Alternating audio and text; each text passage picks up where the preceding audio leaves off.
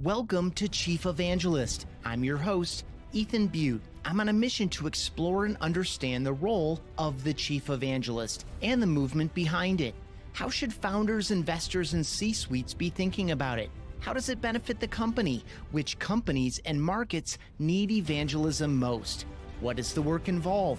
What does success look like? And who's a good fit as a Chief Evangelist? That's what we're exploring at chiefevangelist.com. and in conversations like this one, which is brought to you by Ringmaster Conversational Marketing and their evangelist-powered podcasting package. Learn more at ringmaster.com.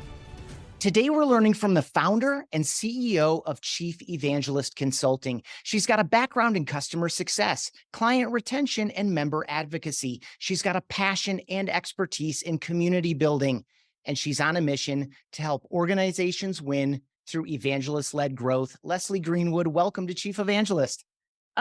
Thank you. Well, wow. I'm going to steal that when this recording comes out, and I'm going to write that down and somehow use it in a bio somewhere. Thank you so much. I'm so happy to be Yeah, this conversation's overdue. I really love what you're up to. We've been connected for a while now. We've actually met in person, which I can't say about all of the folks I've had the privilege of hosting on this show. But I love what you're doing with community evangelism, evangelist-led. I think we're going to get into all of these terms, I think, to someone outside the bounds of what we're doing. I'm not quite sure why they're listening to the show, but I appreciate it. It might sound a little bit like jargon, but it's all, I just love the intersection of the work that you do. And it's super valid I didn't mention the people-powered podcast that you're getting going, and just this theme of winning through other people and relationships with other people. I just love, so I'm looking forward to it.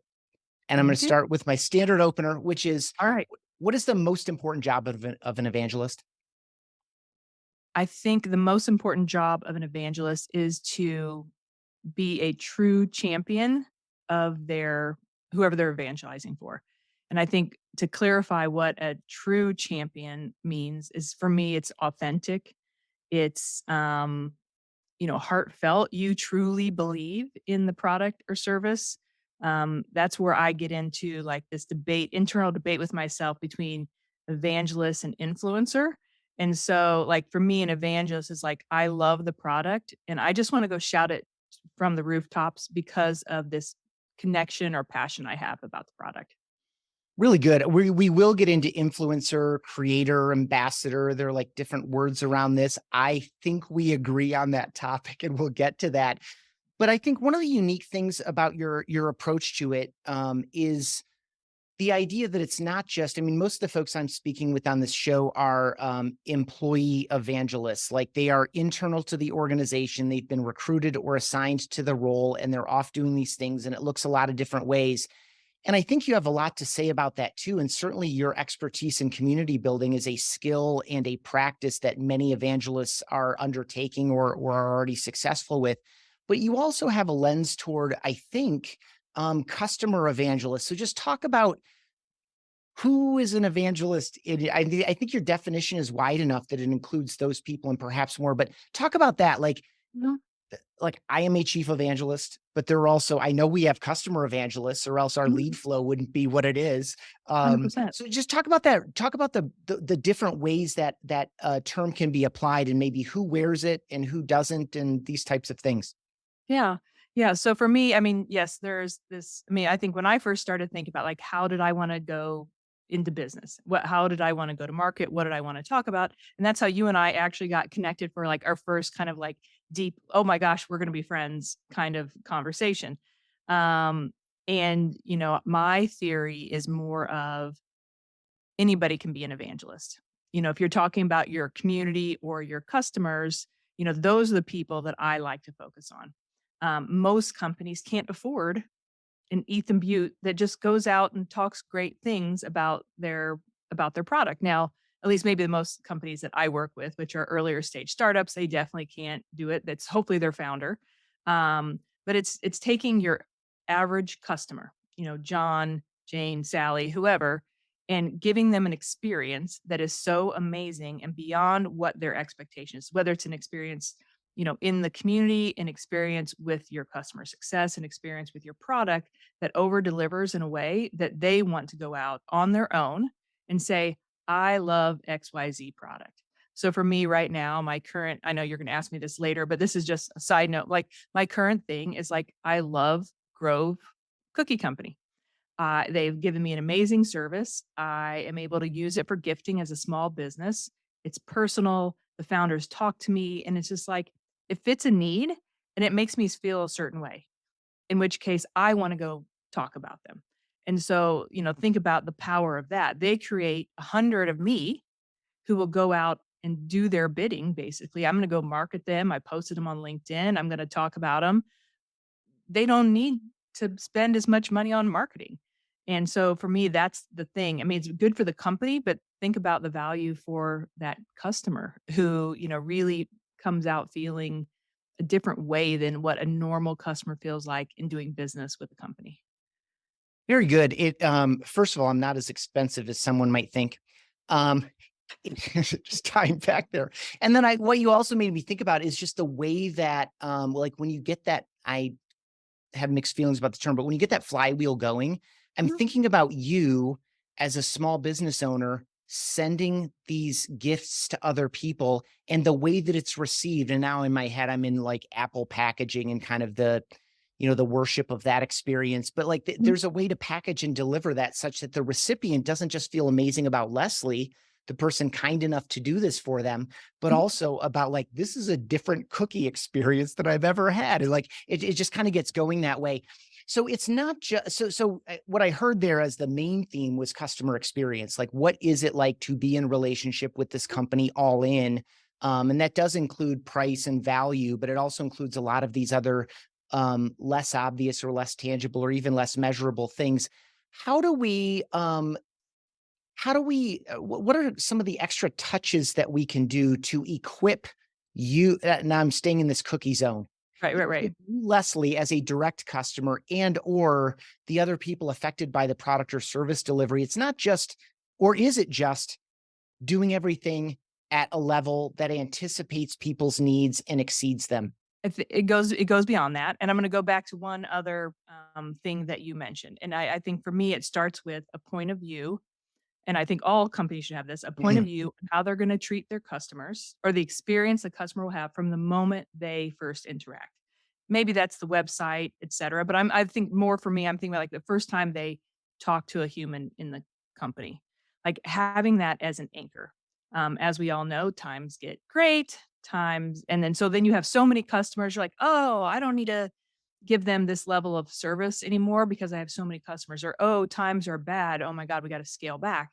That point of view is an anchor that you will stay true to, kind of like a mission of your company that you'll stay true to through time. So it's like if companies start with that, kind of anchor, that point of view, and they deliver it through the entire service or, experience, etcetera, that's where like this all kind of gets started. So like for me, that's the foundation. And that's a conversation I have with like every company that I work with. So is it just the extra touches? I mean, there's big ways and there's little ways. One is you want to have a product obviously that over delivers on what you've promised. I am a huge advocate of customer experience. So, for example, like everybody that goes on my podcast, they they get a cookie delivery from me as just a thank you for giving me their time. That's not normal. That's something extra that, oh, that was a different experience than something else. So it can be small ways like that. It can be also ways that even how you interact with the customer, like, are you just answering the question or are you answering the question thinking about why they asked the question? Say, hey, since you asked this, are you thinking about why too? And I'm not even thinking from a sales perspective because, of course, there is a great application for upsell, cross sell, and that I'm talking about just like the care and the customer service that you give people along the way as well. Very good. And I hate to use the pun, but I'm going to do it. Like what I hear there is that it's ethos articulated as a point of view or a mission or something that's just baked into the operation in a Mhm. in a real way and in a way that's felt. And I especially appreciate what you shared there toward the end about the way that we're engaging with customers, it speaks to something that I speak to all the time, which is the idea that at our root, all we are really looking for is to feel seen and heard, appreciated and understood and Mhm. valued as an individual human being on a planet of billions of them. And that experience is becoming so rare that when we can deliver it, even in a commercial relationship, it stands out immediately. It's something that can't be faked and is something that is felt and resonant in a very positive way. And that is the root of customer experience. We're definitely keen on that. Okay, so when we connected in advance of this recorded conversation, I was taking notes just so I could revisit them in anticipation of our conversation here. And I typed up something that I'm going to say was a quote of yours. So I hope that it's something that sounds familiar to you. But what I typed was the evangelist as the atomic unit of product led growth and community led growth. Mhm. Um, Speak to that a little bit. Where we're moving here is into the zone of modes of growth, product led growth, community led growth, evangelist led growth, and the idea of the evangelist is obviously being like a fundamental unit that makes all of it work, that it's all Mhm. built from. Speak to Mhm. that idea however you like, and maybe speak to those modes of growth for people who aren't as attuned to them as you and I are. Yeah, yeah, yeah. So, I mean, I think that is so funny. I forget who put out a poll or a question on LinkedIn. Is like, what's the most exciting new, growth motion? And one of the options was customer led growth. And I just like shook my head. I'm like, why is that an option? Like, isn't that assumed that we are going to be doing that? I mean, my mind was blown. And that's where kind of like this theory of evangelist led growth, like when you think about how, like, even the first startups, your first customers, all the early stage startups, they grew from these people that were so passionate about the product, they told others about it. Like your first early adopters are your, first evangelists if you take the time to have that point of view on them. So like you think of product led growth, free trial, move to something else. Your those people who are so excited about your product that tell other people is how that kind of whole, like you said, flywheel, I think it's such a buzzy word, but like that's how that flywheel works. Community led growth, giving people, i.e., well, customers, members, I just like you said, people, those individual units of humans that want to feel connected, the ability to, have that experience and go out and talk about you. Like nothing for me, nothing happens without the customer. A customer is or customer member, and the better you get at building them into evangelists, people that will go out and sing your praises, the easier your growth will be in almost every case. Like I can't think of a case that where if you have people that are going out on LinkedIn and talking about you of their own volition or telling their friends that that's not an absolute benefit and that should be something that we're thinking about in my opinion from day one. Yeah, absolutely it is. I completely agree. I think about first of all, I want to acknowledge like isn't that what we're supposed to me like the logical conclusion of that thought line Yeah. is growth-led growth. You know, at first I thought it was revenue-led growth, but then I think it's even more sassy to call it growth-led growth. But um, yes, absolutely, I completely agree. And I think about like the product-led motion, especially like a freemium type model where we can't afford to talk to you on the phone and all these other limitations. And so now the customer is left if they want to get like real answers or real insights or like next level use cases. Yeah, you might be publishing some material, but are they really going to go fishing in the support site or these types of things? But like this idea that someone is coming into this freemium experience with someone who said, you got to check this out. This is what I'm doing with it. This is how I found it. Here are the two key things that I worried about in the beginning, but I've since figured them out. Go check it out. Someone touches it. They come up with their own questions, bring it back to that person, and they're off and running again on their own. Repeat, repeat, repeat, repeat as that person comes to see it, experience it, love it, get the value that the first person did. I also think too about we have a 2-week free trial at BombBomb, not like a full-on freemium Mhm, product. And mhm, it's been a decision we've talked about off and on a number of times. But I know that if someone gets onto a webinar or a session or a one-on-one call with me, or I'm thinking of another team member, Alicia, who is she's been here for, I think, 8 years or something, has served in a number of roles, sales, service, speaking, etc. Like if you have that experience with another person, in this case, internal evangelists, one of us by title, one of us not, that trial experience is going to be better. You came to it in a different way. You were so much more likely to convert. You're going to engage with it in a much different level. And so this idea of people to people transmission that isn't reading a support article, that isn't reading a blog post, that isn't even watching I'm thinking of like kind of the animated explainer Mhm, video type things where mhm, it's like stick figures and things happening and bouncing along and all of this. There's something about that human to human experience that's really unique. And I feel like just the way you titled your podcast, you're attuned to it too. So maybe speak a little bit to this idea of a human to human moment, whether it's, peer to peer, customer to customer, or whether it's internal to customer.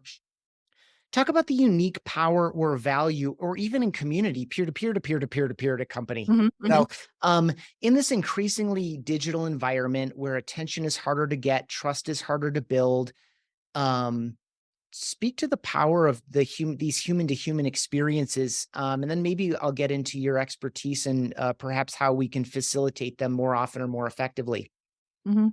Actually, I'm glad you said community because that's exactly where in your example, community, I mean, because obviously not everyone on a free trial is gonna have a call with you or Alicia or me or somebody else.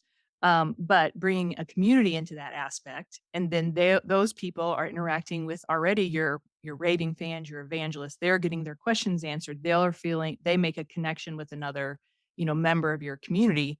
There's your scalable way to just take that whole thing and blow it up. I mean, you have your community members converting your members, being your support desk and everything. And it doesn't have to be some type of, fantabulous support led, community. There's so many ways to like put that in place. So I guess going back, that's one of the answers to your questions. Now, Ethan, as we talked before, you're going to have to ask me that question again. Okay. The human, like, to speak to, like, just the power of human to human versus all of the other kind of, Oh. um, even if it's digitally mediated over a video call, or there actually we can get into the different places that community can happen, but just the power of human to human in 2023 and beyond.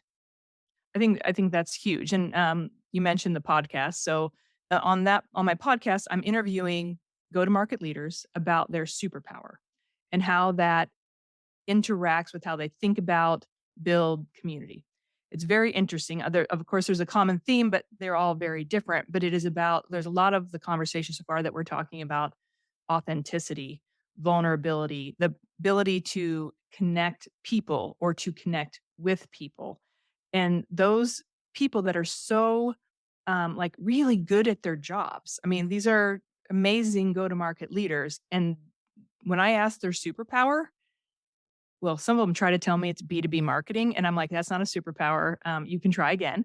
But when they really think about it, it's coming down to those things that you just talked about. So, whether it is, even, obviously you have to have one to many processes, but how is your one to many written? Is it written in a corporate tone, like I'm marketing to you, or is it written in a way that still honors your brand voice, but feels personal? Like how many replies are you getting to these messages? If you're not getting replies, then you're probably not having the kind of people focus that you're looking to get. So I think there's just tons of different ways that you can look at that. But I mean, the hand-to-hand combat part of it, especially if you're a seller, how do you connect with people, authentically? If you are the brand, like how far away is your C-suite from the customer? When's the last time did they talk to a customer so that they're understanding the true pain points? That the customer has and they're addressing it and really feeling, connected to what their customers' problems are. Very good. I love that, the theme, and I was hoping I felt like that's where it was going as you started talking about the superpower question, this idea that the answers wind up being very human to human. I appreciate your pushback too on the idea of B2B marketing as a superpower, um, not being a superpower at all. It's just It's a like, skill. It's a yeah, skill. That's a yeah. skill, and you're able to do the skill because of a superpower that you have built and honed over time, possibly from your childhood. Yeah. Wow. So good. Talk about community. So I just want to recap. So like evangelists can be inside or outside the company. They're people who are passionate. They sell you even though there's no perhaps financial motivation in most cases. I found like we've had an affiliate program here. Mhm. Our best evangelists are people that don't want transactionally 10 or 15 or 20% of the cut. Like they just do it because they want to. Like that's the evangelist. It's not even a commercial relationship. And so Yep. these people are passionate. They help other people proactively. They engage with one another. They'll raise their hand to participate in a community that's either a formal one or an informal one. Now we're moving toward a formal community effort and leveraging your experience and expertise in that to kind of provide some advice for folks. But I would assume that in a good, again, informal community that isn't structured, there's just like there was a community around Bomb Bomb before we ever brought anyone together into the same place, Mhm. right? Um, and it was happening kind of organically, and then when you harness it, it becomes even better um, by putting some structure around it that even more people can engage in. But um, people are the key. People to people is key. This is how we grow in a very efficient manner. So now I'm at the doorstep of community and community led growth. Break it down. What are the myths and misconceptions? Because certainly, like all the other leads, it's been abused. And I think you probably have enough of a sensitivity and like natural defensiveness toward the real spirit of what it is that I would Mhm. love for you to articulate that.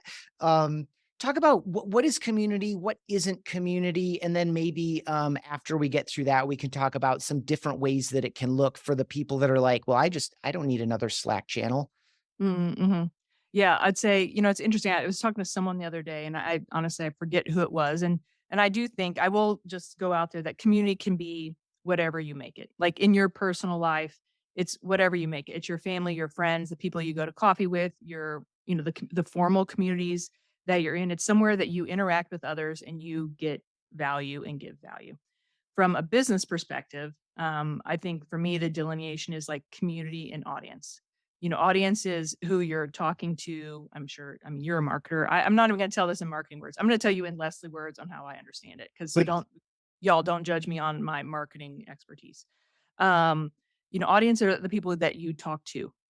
They may talk back, on a LinkedIn comment or a post or attending a group, but a community is like an intentional gathering of people that are there to both give and receive value, and notwithstanding to what the commercial outcome is. Obviously, for companies, there always is a commercial outcome, and we talk about that when I'm working with companies. There will always be business outcome that we're going to align to, but the underlying principle is that you're gathering people.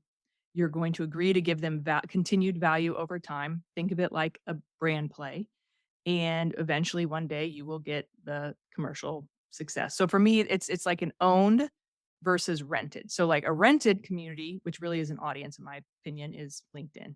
An owned community can be hosted on anything. It could be hosted on Slack or numerous other um, you know, platforms. Just whatever works for your people. So what are I think a lot of us have maybe some vague associations like, "Oh, I guess that is a community that I'm in," as you're describing it, but just walk it out a little bit. Like when let's just pretend you're engaging with a new client and, a lot of the fundamental boxes are checked, and now you're getting into tactically, what might this look like? What are Mhm. some of the channels or experiences or places where we could organize and gather people and then I maybe want to double back into this idea of giving value because I think a lot of companies gather people from a very selfish perspective, and I think that is kind of like a serving a rotten apple or something. Mhm. But start with like the channels, the venues, the places. Like where can someone listening who's in a company who has the opportunity to kind of lead some of this, whether they're in an evangelist position or not? What are some of the different ways we can gather people? Mhm. Well, you've probably already gathered. I mean, you've started to gather them. You have a newsletter, you have a following. So it's like it is very helpful if you already have an audience. Like creating a community without an audience is obviously very difficult, but you have the audience. So then decide where is this gathering place. That recommendation is different for every company because you really have to think about where your people already live. So in the world that I live in the world you kind of rotate around, B2B tech SaaS, if they're selling to other, you know, tech companies or tech-enabled companies, they're probably on Slack. And so the idea, yes, I have 12 Slacks on the side of my desk. I will say some of them I participate in as a community member. Some of them I'm in there just as a learner. And some of them I probably just don't log in and I'm not going to consider them a community that I'm part of right now. So it really depends on where. So if you had told me like, okay, we're going to move all of your, two of your main communities off of Slack and into XYZ platform. Now I have to have it's like internal change management. I have to go find the login, remember the login, try to, learn how to use the software where if your entire customer base is already using Slack in their day-to-day lives, like that would be probably the place I would recommend that you go. And then we just find some really creative ways to make that scalable price wise and get you the analytics that you need and things like that.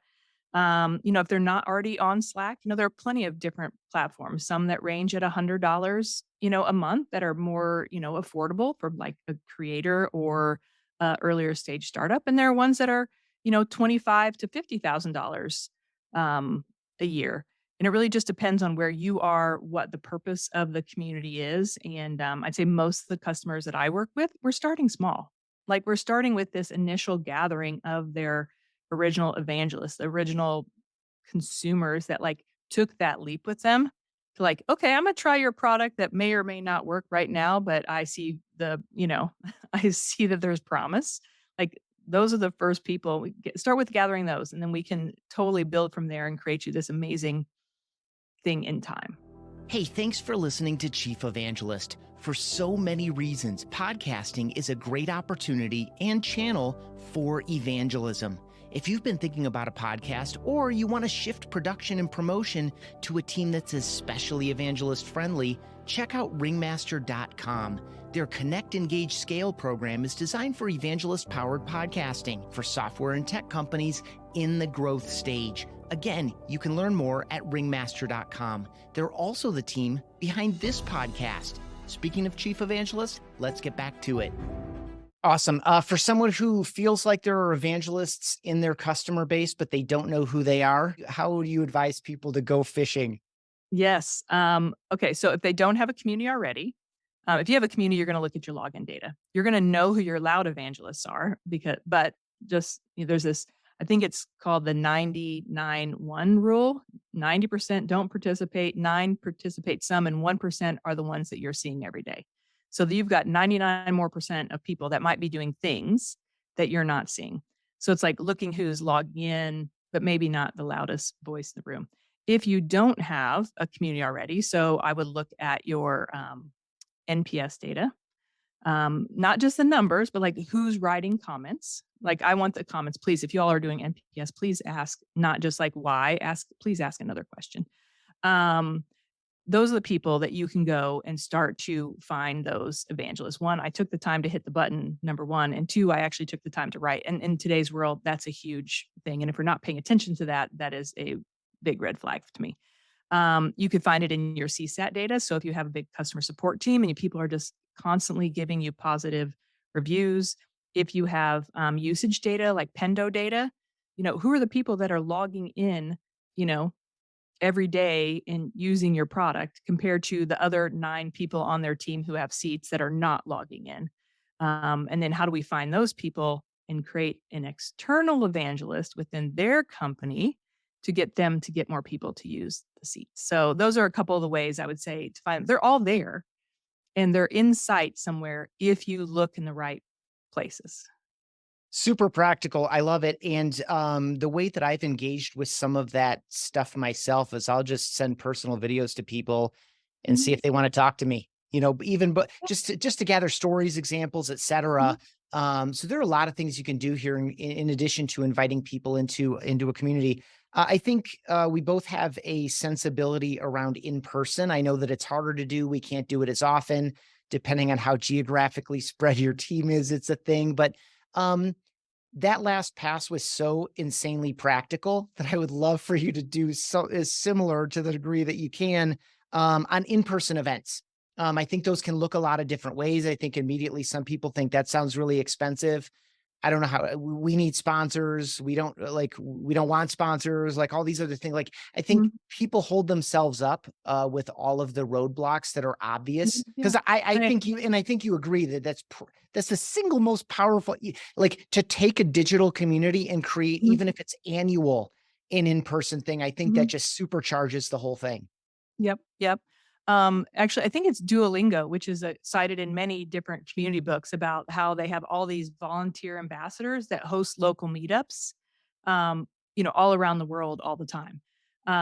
So I don't think they have to be fancy. I mean, even when I was at Pavilion and we were paying for fancy dinners, I wasn't there for the fancy dinner. I don't if we get together, I don't care if you buy me coffee. I can afford my own coffee. It's the quality of the conversation that we're having and that in-person bond that we're gonna make. Like, I have so many like, the people that I meet in person, it's like I remember the details, about you. I remember that you and, Jesse Gomez and I we're all sitting at lunch in Indianapolis together. So, like, I remember the people who were around me, and it just brings those connections closer.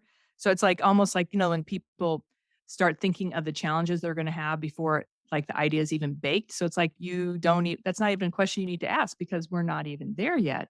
Start with places. Where's your headquarters? Could you invite customers to your office and serve some appetizers from Costco, and some bottled water. It does not have to be fancy. It is about, again, going back to what you said, delivering value.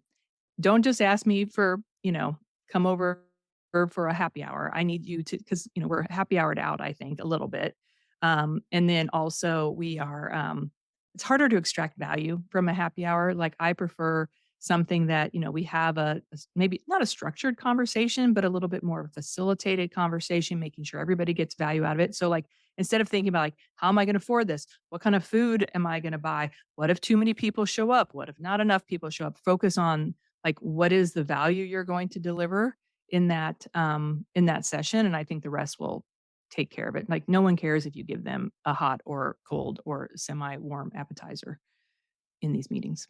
Yeah, so good. That dinner that we had in Indianapolis with a wonderful group of people is a great example of it. It was a facilitated conversation. There were like maybe one or two passes around the table where we Mhm. all heard from everyone and all the attention was directed at this person's thoughts or stories or experiences.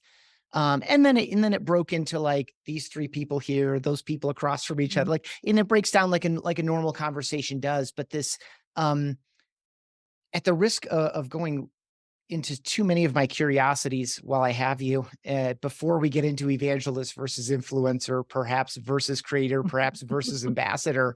Um, I think a lot of companies think about this and they think of community like audience. They think that inherently bigger is always better.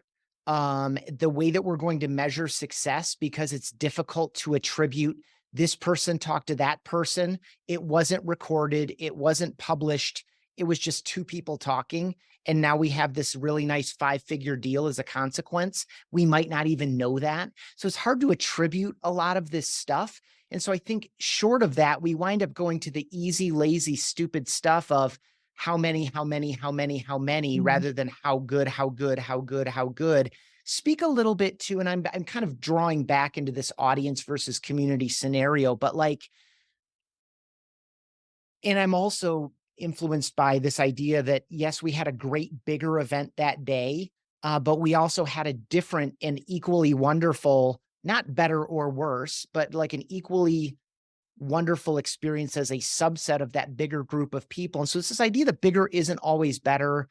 Just speak to anything that my rambling monologue triggered for you in terms of like, what does success look like? It's not just quantity, it's quality. Like, how would you advise people that are thinking about it perhaps in the, because I'm sure you've been in this conversation. Well, how are we going to know we're success? But what if there aren't enough people in this group yet, or these kinds of things? Like, speak to that quality quantity divide a little bit. Well, it's interesting that you asked me this question because this kind of goes a little bit back to community, but I think it goes into this conversation as well. As I did a poll last week on the types of communities people wanted to join, was overwhelmingly small niche communities. Now I have another poll going on to see what people actually how they define it, because I think that's a very, kind of like, I don't know, very large term that could include a lot of different things.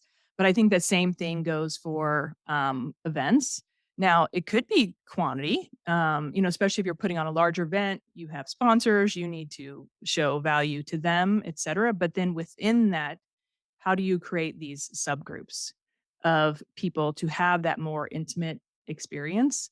I think always with community and evangelism, because I know you've had a lot of the same conversations that I've had with people going into evangelism or thinking about that. That's now their title is like attribution.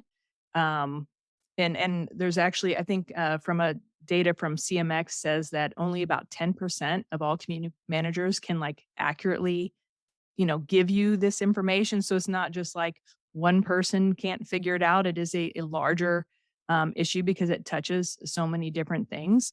But I would definitely say that it's that going back to the value. Yeah, totally fair. And it is interesting just that you brought up that data piece. I mean, typically, you have, product and product usage data, which you referred to, but that even has sub variations in it itself.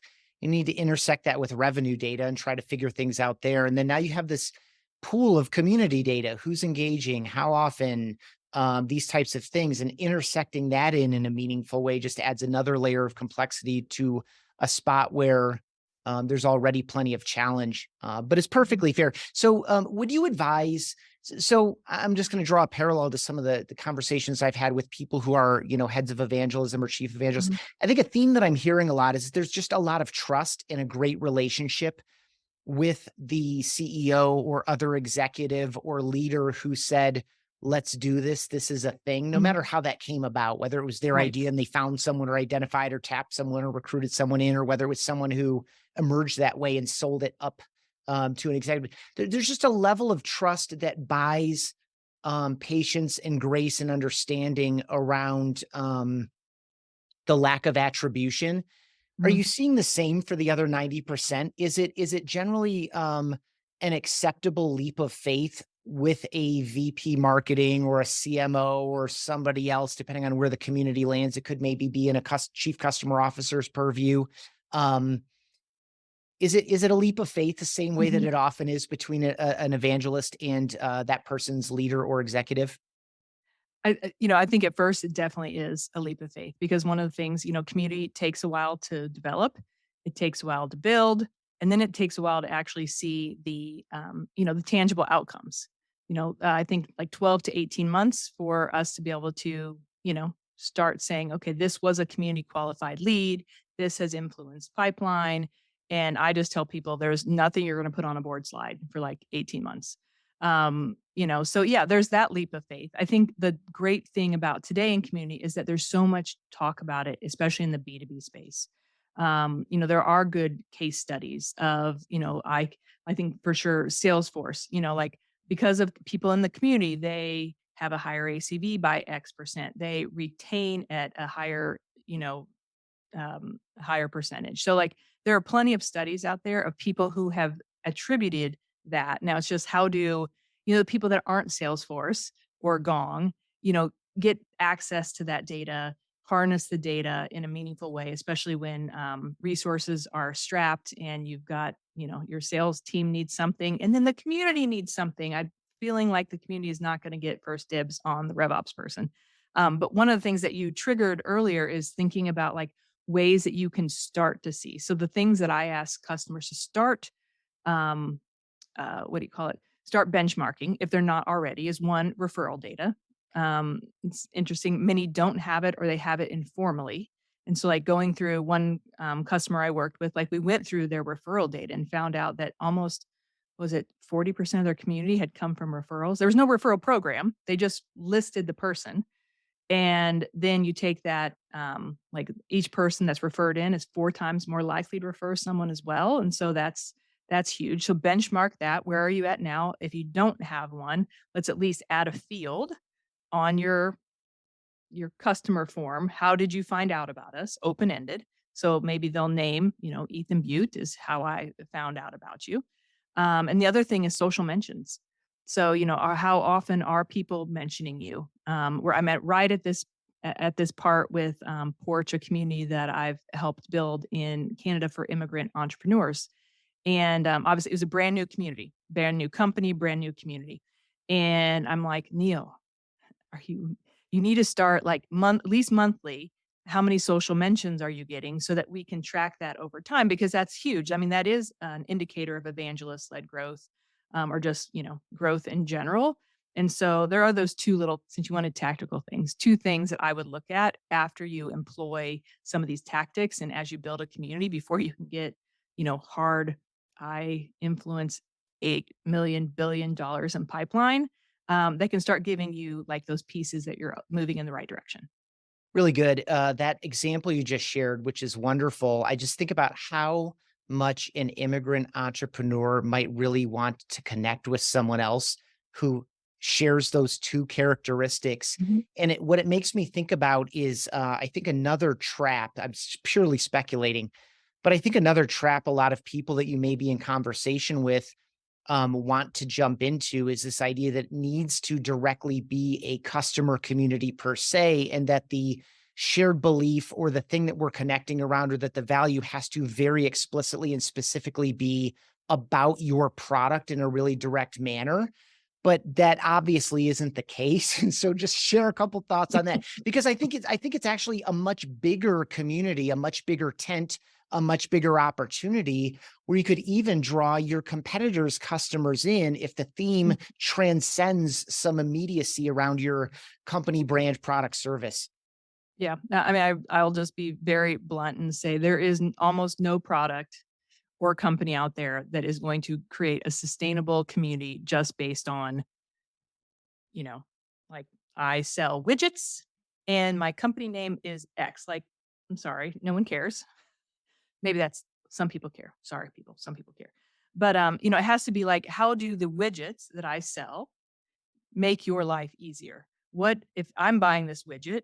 What challenge do I have inherently by being the user of this widget? Who are the other people that have those challenges? How can I connect those people to make, their lives easier or their business run better? And then I'm connecting to those points. And then the company is a facilitator. So the company then is earns trust, it earns brand reputation. That's where referrals come in, things like that. And so I made a post about this yesterday, but it's about mission, vision, values. We always start with that. Like, and some of the companies are younger; they don't have those fully defined. But if they do have them fully defined, how do we take those and move those down into the community, so that even if you're not a customer and you join the community, you understand what it would be like to do? Because like you're gonna like think that this experience in the community, ooh, this would be like what it would be like if I was in a customer. And so we wanna make sure that those are tightly woven, and it is something larger than just, um, the product. I mean, it goes back to that people thing. We all want to be, accepted. We want connection and everything. And whether we're connecting over a widget or we're connecting over our trials and tribulations of being, entrepreneurs, it's the same thing. Yeah, totally agree. And the sense of belonging, I don't think we've used that word explicitly, but it's Mhm. been immediately adjacent to lots 100. of words you and I Mhm. both have used in this Mhm. conversation. Mhm. I would just observe as we get toward wrapping up. And I have another fun question where you can double down on Grove or offer Mhm. something new. Okay. You can do whatever you want with it. But I Okay. would just observe for you, Leslie, and for everyone listening that I feel pretty compelled that a sense of belonging is something where the demand will stay steady relative to the population size. It is not going to go away. It is a deep human need and desire.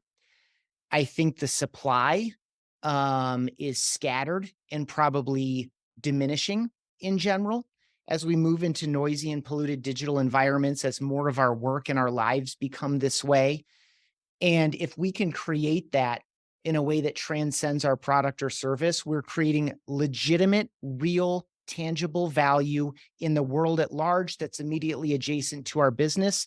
And to the degree that that feels like a leap of faith to somebody, it's still worth making because people need to belong. And I think our employees want that, our team members want that, our our broader network wants that, and certainly our customers, our prospects, and other people who care about the things that we care about and share our point of view about the world.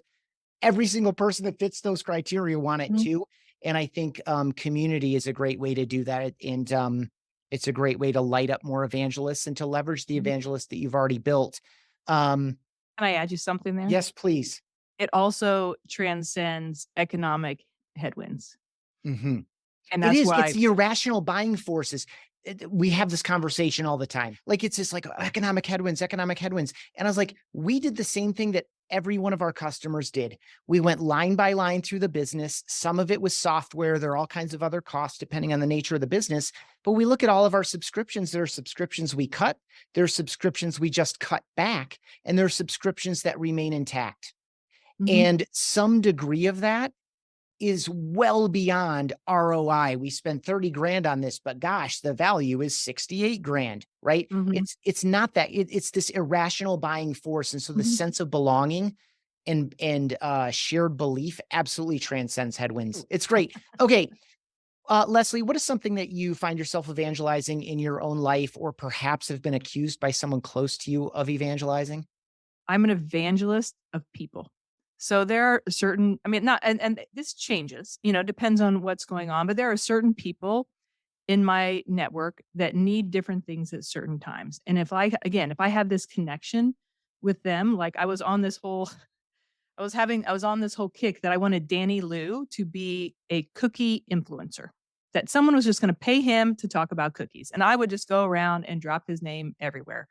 Abby Williams is a friend of mine, and she's an amazing speaker. She spoke at the SKO for Crunchbase, but I don't think she's well enough known that, that she should be. So it's like, where do I find ways to like throw her name out there? And it's just because I think she's amazing. And I think that, like we don't have a commercial relationship and we're friends, but not like, you know what I mean? It's not like Yeah. I'm going to childhood best friend. It's just because I think she has so much value to offer and not enough people know about it. And so that is one thing I definitely am an evangelist of is like getting people into places that provide opportunities for them. And Wonderful. And that just reminded me that we never even got to the creator thing. We'll have to do that in another conversation. With that, you have a course, you have a podcast, you have a business where you're helping people with all of these themes that we're talking about. Where would you point people who have stuck with us to this point in the conversation? yeah, well, you can find me on LinkedIn. I am there. I would love for you to go listen to the People Powered Community podcast, which you can find on Spotify. And my website is thechiefevangelist.com. And I actually dumped the course, Ethan. I Did you? decided it was so much work and I needed to focus on things that I thought were going to provide more impact quicker. So, had to change up my go to market motions, but it was all good. Yeah, I love that conversation too, by the way. I think because what it does is it goes to more Leslie time. It's more Leslie with this person, Leslie with this team, Leslie Mhm. with with these founders. Anyway, there's a lot there. She is Leslie Greenwood, spelled exactly how it sounds. Go connect with her on LinkedIn. She has a lot to share there. It's always insightful, it's always human-centered, and it's organized around, or it's themed around all the things we've talked about in this conversation. Leslie, I appreciate you. We need to have another conversation about Uh, influencers and other things. And I am really glad we could have this conversation on this show. Thank you so much for having me. I love it as always. Your energy is amazing and makes me a better guest. Thank you. That wraps up this episode of Chief Evangelist. Thank you for joining us, and thanks to Ringmaster Conversational Marketing for helping bring these episodes to you. With any thoughts or questions about the Chief Evangelist role, message me on LinkedIn. I'm Ethan Beute, ETHAN BEUTE. For show notes and more of these conversations, visit chiefevangelist.com.